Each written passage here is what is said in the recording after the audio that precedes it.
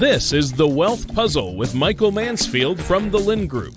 When a part of your financial strategy is out of tune, your long-term goals, your retirement savings, and your legacy can all suffer.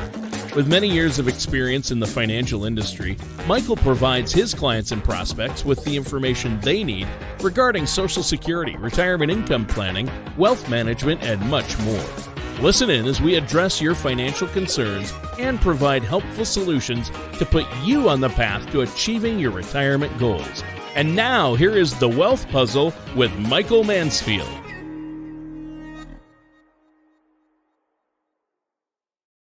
Hey, everybody. Thanks for tuning in. It's Mike Mansfield. I'm coming to you bright and early in my office. It is very early and unnatural right now and dark outside. But hey, a couple things going on for last week. This last week that I wanted to talk about, the stock market obviously was grinding higher based on some good economic data as perceived. But I just wanted to kind of highlight some of the things that were going on and get a little message out to everybody. So what happened this week? So we had an inflation report come out midweek. And here's the little chart on the screen you can see. So inflation annualized came in at 3.36%, whereas last month it was 3.48%. So it ticked down marginally, and everybody said hallelujah. Because remember, I've been harping on this in my meetings with you, certainly on the show, that three-legged stool. What's driving the market this year? Earnings, the election, and the big ticket item is the Feds. What is the Feds going to do? The problem is what I'm showing you on the screen here is this is a one-year chart of inflation. And, almost better part of a year ago is at 2.9%, and then it went up to 3.7 and then down to 3. What has it been doing? It's just like treading water hanging out here. And really in the last few months, it was kind of trending higher. And what that was doing is that was deflating the idea that the Feds were going to cut. So everybody's gotten a little pouty. A couple months ago, stock market started to roll over a little bit. And then all of a sudden we get this report and it is way better, right? We're down 0.1%. Oh, this is phenomenal. What's amazing is at the trajectory right now of how this has been trending for like the last 6 months is it would probably take 2 years to hit the Fed's goal of 2% inflation at this rate. That's how anemic it is going down. The problem is as we all well know, this isn't Mike Mansfield. This is well documented that the Federal Reserve and the government is always, I'm going to call it cooking the books. They're always rechanging and recalculating how they deal with inflation data to, kind of make it more favorable. I can't say less favorable. And so one of the things that happened is inflation came out. The report came out on Wednesday. All of a sudden, the market's happy. The stock market's grinding higher. Everybody's happy. Woohoo! Popping champagne on CNBC kind of stuff. And I get bored, and so I like to read things, right? That's my job function. And so I went into the CPI reports. Here I am. I'm now showing you the Bureau of Labor Statistics. This is actually the government entity that creates all of this information. They document it all. So this is where you would go to find actual government direct data. One of the things that has been extremely inflationary is coffee, right?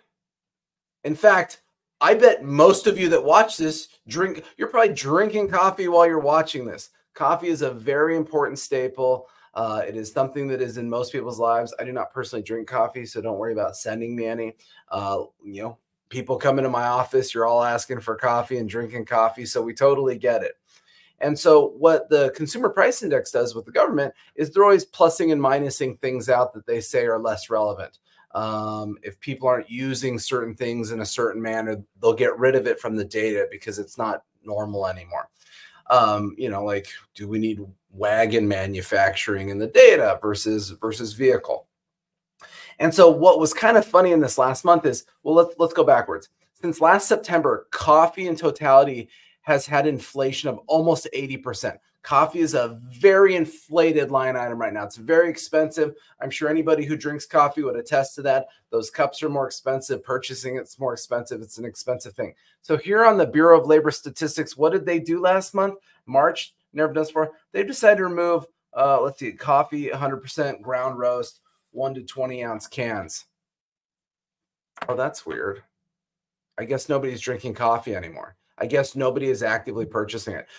Maybe you're not buying a 20-ounce can of coffee, but maybe somebody, you know, who runs something does. Like, this is so fascinating to me when you get into the data stuff, because you say, wait a second, what the heck is going on? Why in a presidential election year are we casually eliminating items that are extremely inflated and also extremely relevant in most people's lives?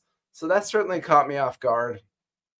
You know, you could make a lesser argument of like shortening. Do people use as much shortening or tomatoes that are canned whole? You know, you think about things that people are actively using. When was the last time you cracked open a can of whole tomatoes? Probably not as active as you got 8 cups of coffee today. So in any case, I thought that was a very entertaining line item because it's extremely inflationary. And even without that form of coffee being factored, year-over-year inflation was still calculated on food at 2.2%. So there's still inflation in food, even as they're removing the very inflated stuff. So once again, kind of entertaining. Stock market went up because they said this was a good inflation data report.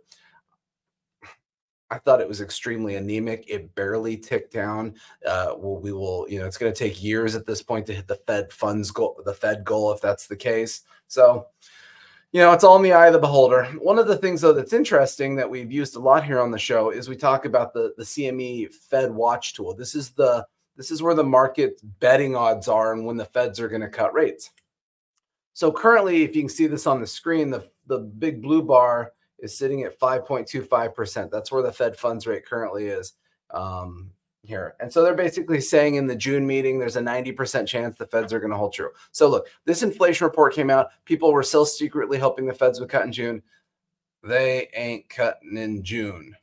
In fact, the odds only increased more. They're not cutting in June based off this report. It was not a great report in the sense of the Feds are going to do you a favor. So the stock market liked it because they just say, oh, yay, we're closer to something. So if I fast forward to the July report, stuff's changing. What's interesting that I don't commonly point out, like, for example, this bottom line here that I'm highlighting, the 5.25 to 550, that's saying the Fed funds rate is sitting at 5.25% to 5.5%. It's also saying that as of July, there's a 70% chance at the moment that the Feds are going to keep it there. They're not cutting in July because inflation isn't doing us any favors. What's funny, though, is if you go back, you can look at the different tiers here and look at like 1 month back, for example. And so a month ago, there's only a 60% chance it would stay there, meaning there's a 40% chance they were going to cut. Well, now there's a 70%, meaning there's only, so even with this recent inflation thing that drove the stock market up, the behind the scenes people that really follow this data said, this is just one more nail in the coffin. The Feds aren't going to cut. So the euphoria that the stock market got is kind of deflated behind the scenes, ironically. September, man, this is the big month, man. This is the month where the Fed's got to cut to try to save the presidency. You know, and it's kind of holding steady. The Fed's keeping the rate at 5.25%. It's sitting at 35%. It was sitting there a month ago. However, one rate cut to 5%, you know, a month ago it was at 45%. Now it's a 50% chance that they'll go there. So, you know, they're talking, okay, we could lean the idea that there's probably going to be at least a 1/4 point rate cut, just something, a token of kindness to help the world out. And like I said, it just kind of adventures on. But the reality is, you know, the Feds want to cut. The Feds think they need to cut. The Feds will cut to save their jobs and all their buddies' jobs. Cutting, as I've said before, could spike hyperinflation down the road. But the problem is if they don't cut, like they probably shouldn't, so they can control inflation, unfortunately, refinancing the debt has just gotten a little crazy and out of control at the moment, right? I mean, here I have it here, right? We've talked about this before, that $35 trillion debt, you know, at the moment is generating on the right in the middle of this screen, $830 billion of interest. A little over a year ago, that was like, what, 350, 60 billion? So the numbers are skyrocketing here. So the Feds do have a problem that they need to really sniff out pretty quickly. But look, what do? The stock market's now at all-time highs. It's kind of baked on these excited reports. I mean, the stock market started rallying, what, 2 weeks ago because we had a bad jobs report. What? Why would the stock market go up on bad economic data? The unemployment rate ticked up to 3.9% from 3.7. That's not necessarily good news, but the stock market went up because it's all about what the Fed is going to do at this point. Are they going to cut and save us or not? Are they going to make the money cheap and fun and exciting again? So if you're concerned, you can probably kind of sense it in my feeling. Is, look, I think the stock market will be higher in a year from now. And that's just because the market can be irrational longer than we can be.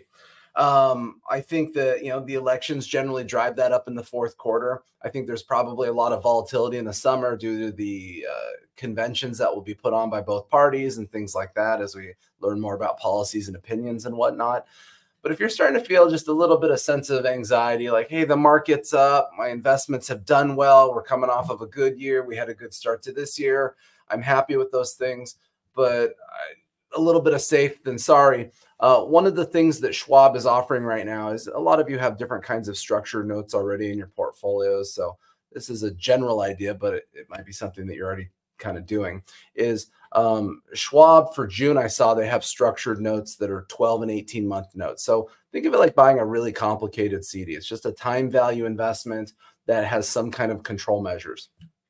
What a 12-month note does is it follows the S&P and the Dow Jones, and it says if the markets go up, you can make up to 10% over the next 12 months. However, if the stock market goes down, then you would be protected from all losses in the stock market. It's just a 1-year time value thing, so it's a pretty short investment. Just to give you a little bit of Band-Aid damage control, the 18-month note is same idea. If the S&P goes up, you can make up to about 14 or 15%.